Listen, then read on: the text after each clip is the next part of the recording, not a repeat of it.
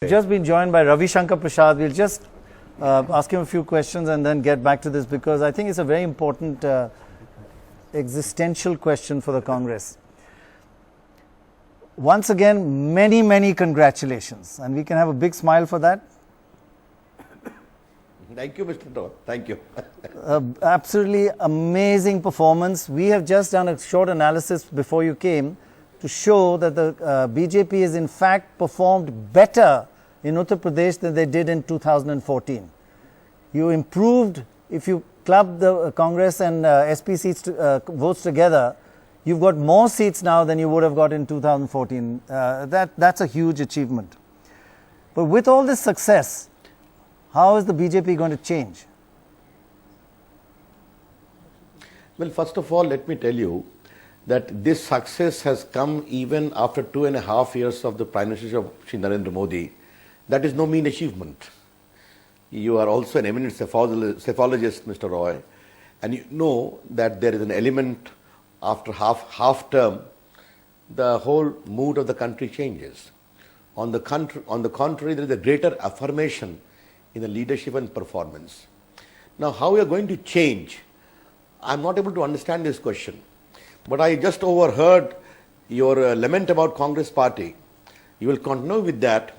But let me use a very hilarious component of that discussion. Right.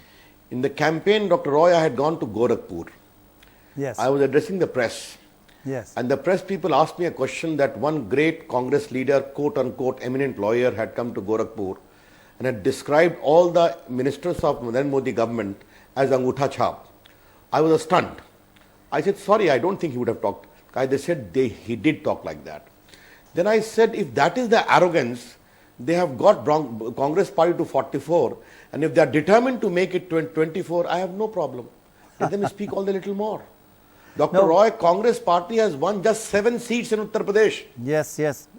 The Congress party is in deep danger of extinction, and we are discussing that with them, and obviously you are...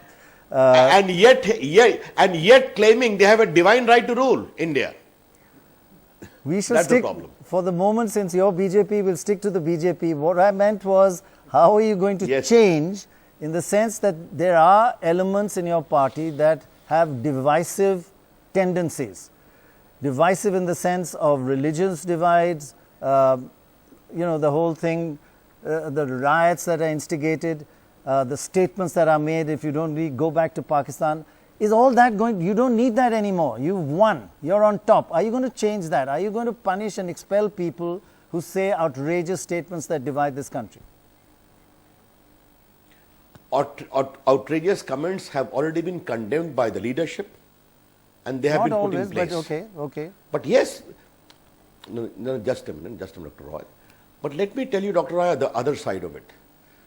I would expect an honest analysis as to how our programs for pro-poor, from Beti Bachao, Beti Padhao, to Sukanya Samriddhi, to Digital India, to Ujjwala Yojana, gas cylinder for the poor. Did we discriminate in allocation of that? We did not. Today, the people of Uttar Pradesh saw that while the other delivery was completely skewed and partisan, here was the BJP's program from Swachh Bharat to a whole range of other programs were being implemented in a completely non-partisan manner. And Dr. Roy, as an IT minister, we run about 250,000 digital kiosk common service centers. We have 54,000 in UP delivering digital services. I held their conference in Kashi and also in Meerut. About 8,000 to 9,000 young people, Muslim women, other Dalit women had come. And we could see the sparkle in their faces as to the future which programs like Digital India holds for themselves. We never discriminated, or Fasal Bima Yojana, or other Yojanas. Therefore, I know there is an image problem for us created by some of our friends. Good luck to them. Sir, but they have been doing to us like this since the day we were born. Sir, it's not Dr. just... Roy, sorry. Sir, just one second. Let me correct you. It's not just an image problem that have done to you. In this UP election, where there are 40 million Muslims, you did not have one Muslim candidate out of 403. Now that is a message you're sending. It's not somebody trying to do it to you. So those sort of divisive strategies, are they going to change now because you've done so well? You don't need them anymore. First of all, let me reply to this question of yours. Please. There are two ways of looking at the development of the minorities.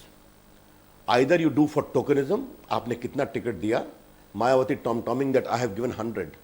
Other is do real work to ensure their emancipation and development. From education to health to delivery to pro-poor initiatives which I talked about. That's what we are doing. And Dr. Roy, I'm sorry to say we are not a very small party. Now we are ruling the country and we are ruling more than a dozen states of India and 2-3 more we are going to do right now.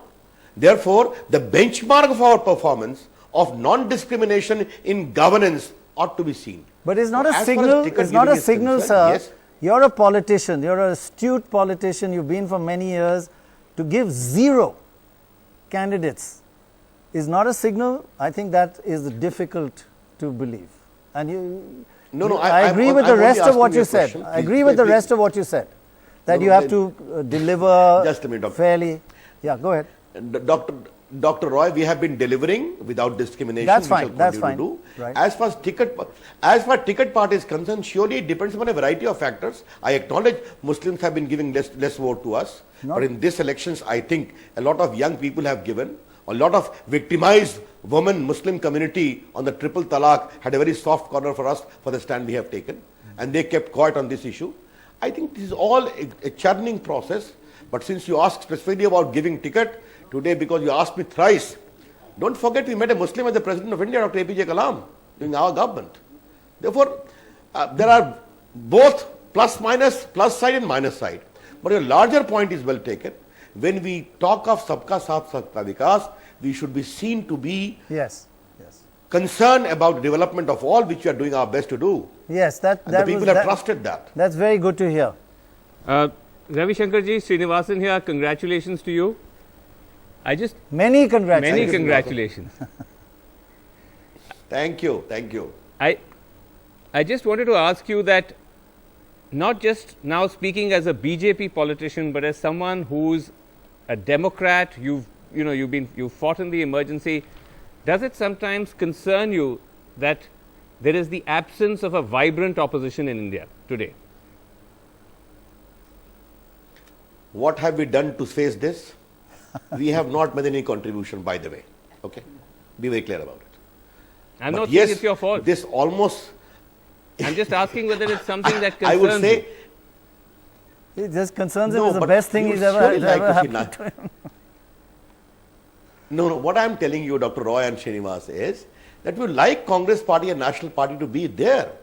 But if this Congress Party is determined for Harakiri, we cannot become the savior. Sorry. And is the Congress Party willing to introspect that even the people of India are not trusting them in Nagarpalikas and municipalities? Forget a state. There has to be a different gravitas while you undertake politics. But the kind of language, the kind of abusive shout on Narendra Modi.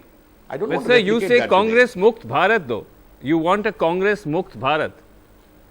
But then on the other hand, you say that you want a vibrant, you want them to do well. When we say Congress Mukt Bharat, we say Congress should be out of power. Congress should remain in opposition for all their commissions and omissions, for all their corruption. But the Congress Party getting reduced to 7 seats. Congress has the very election.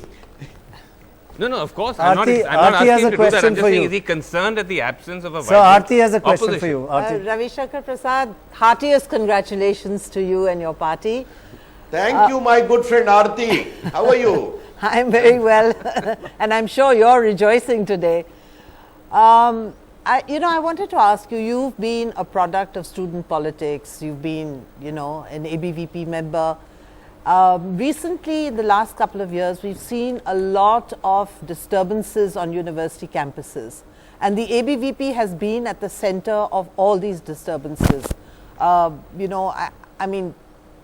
We've seen violence, we've seen aggressive behavior. Don't you think that this is a cause for worry? And it's certainly not the kind of student politics that you grew up with. First of all, we are completely against violence. We respect activism of students in the campus. I am myself a product of the student movement. I have gone to jail in JP movement. Aarti, you know it very well. And I'm very proud of that, of fighting against the emergency. Were you a little but violent? What is important is, Were you a little violent when you were young? We will talk on Litti. That's what I'm waiting for. Sometimes separately when you come to Patna. But Aarti, on a serious note, this kind of a new combination of separatists and the Maoists who believe in violence, who talk of breaking away from India, who indulge in rampant violence, Bharat ki barbai tak jang chalegi, is the real problem. And I'm sorry, you have got every right for free speech. You can criticize Narendra Modi, you can shower abuse on BJP, but campaigning for disintegration of India is something not acceptable. But you know, that's the point. It was Therefore, established. that is also an important component. You need to understand. But that. I think in the JNU incident, it was established that none of the student leaders of JNU were involved in shouting those slogans. They were actually shouted by a group of Kashmiris who came in from outside. And yet at large.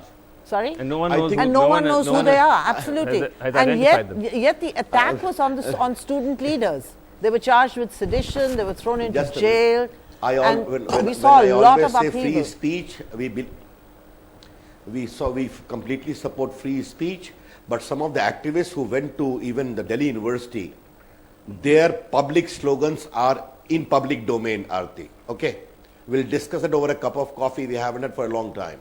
Right, but there sir. are many articulations are well known. And when they say that, have they ever condemned this reckless killing by the Maoists, by the Naxalites of poor people? Have they talked about the human rights of the victims of Naxal violence? No. This selective campaign, freedom of speech, but the right to campaign for disintegration of India is the real issue. That's how I see it. Right, so I think never argue about matters of fact. Aarti is saying they never said it, you saying they said it, so over a cup of tea you can sort that out. But thank you very much and many congratulations once again. Thank you. And we are going to check your Thank you, Dr. Roy. Thank you. We are going to check your student record to see how peaceful you are. Thank you very much indeed. Okay.